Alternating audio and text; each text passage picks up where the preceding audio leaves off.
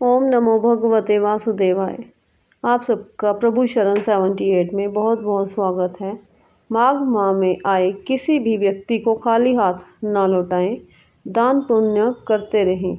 इस माह में किसी भी तरह का व्यसन नहीं करना चाहिए। इस माह में तामसिक भोजन नहीं करना चाहिए। ये माह पुण्य कमाने और साधना करने का माह होता है, अतः इस माह में झूठ बोलना, कटु वचन, ईर्ष्या, मोह, लोभ, कुसंगत आदि का त्याग कर देना चाहिए। इस माह में अच्छे से स्नान करना चाहिए और खुद को शुद्ध एवं पवित्र बनाए रखना चाहिए। इस माह में सुबह जल्दी उठकर स्नान करना लाभकारी होता है।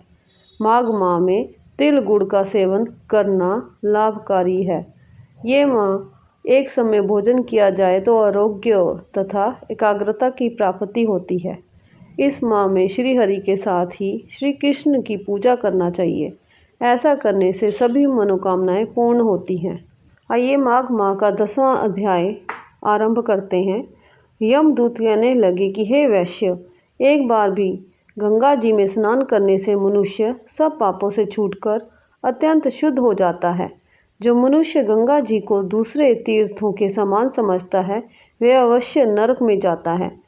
भगवान के चरणों से उत्पन्न हुई गंगा जी के पवित्र जल को श्री शिव जी अपने मस्तक में धारण करते हैं। वह ब्रह्मा जो संदेह रहित प्रकृति से अलग और निर्गुण है, ब्रह्मांड में उसकी समानता किससे हो सकती है। गंगा जी का नाम हजारों योजन दूर से ही लेने वाला नरक में नहीं जाता, इसलिए मनुष्य को अवश्यमेव गंगा जी में स्नान करना चाहिए।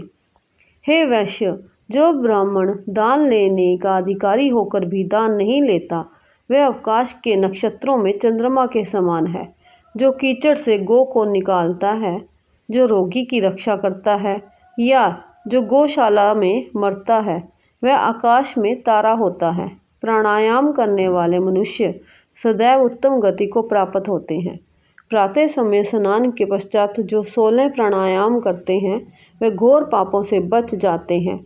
जो पराई स्त्री को माता समान मानते हैं, वे यम की यातना को नहीं भोगते। जो मन से ही कभी पर स्त्री का चिंता नहीं करता, वह दोनों लोगों को अपने अधीन करता है। जो पराये धन को मिट्टी के समान समझता है, वह स्वर्ग में जाता है। जिसने क्रोध को जीत लिया, मानो उसने स्वर्ग को ही जीत लिया। जो माता पिता की सेवा देवता तुल्य करता है, वह यम द्वार नहीं देखता, और जो गुरु की सेवा करते हैं, वह ब्रह्मलोक को प्राप्त होते हैं। शील की रक्षा करने वाली स्त्री धन्य है। शील भंग करने वाली स्त्री यमलोक जाती है। जो वेदों और शास्त्रों को पढ़ते हैं या पुराण और संहिता पढ़ते और सुनते हैं तथा जो स्मृति का व्याख्यान और धर्मशास्त्र समझते हैं या जो वेदांत में लीन रहते हैं, वे पाप रहित होकर ब्रह्मलोक को प्राप्त होते हैं। जो ज्ञानियों को वेद शास्त्र का ज्ञान देते हैं, वे देवताओं से भी पूजित होते हैं। यमदूत ने कहा कि वैश्य श्रेष्ठ यमराज ने हमको वही आज्ञा दे रखी है कि तुम किसी वैष्णव को मेरे पास मत लाओ। हे वैश्य, पापी लोगों को इस संसार रूपी नरक को पार करने के लिए भगवान की भक्ति के सिवाय दूसरा और कोई उपाय नहीं। भगवान की भक्ति ना करने वाले मनुष्य को चांडाल के समान समझना चाहिए। भगवान के भक्त अपने माता पिता दोनों के कुलों को तार देते हैं और उनको नरक में नहीं रहने देते।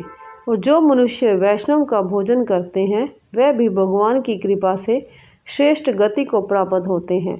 बुद्धिमान को सदैव वैष्णव का अन्न खाना चाहिए।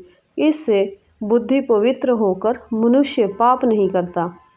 गोविंदाय नमः इस मंत्र का जाप करता हुआ जो मनुष्य मृत्यु को प्राप्त होता है, वह परम धाम को प्राप्त होता है। इसमें कोई संदेह नहीं है। जो ओम नमो भगवते वासुदेवाय मनमो नारायण इस द्वादशाक्षर मंत्र या ओम अष्टाक्षर मंत्र का जाप करता है, उसके ब्रह्मा इत्यादि बड़े पाप नष्ट हो जाते हैं। इति श्री माघ मास महात्म्य 10वां अध्याय समाप्त। हरे राम राम राम हरे हरे, हरे कृष्ण कृष्ण कृष्ण हरे हरे, हरे राम राम राम हरे हरे, हरे कृष्ण कृष्ण कृष्ण हरे हरे। जय श्री कृष्णा। राधे राधे।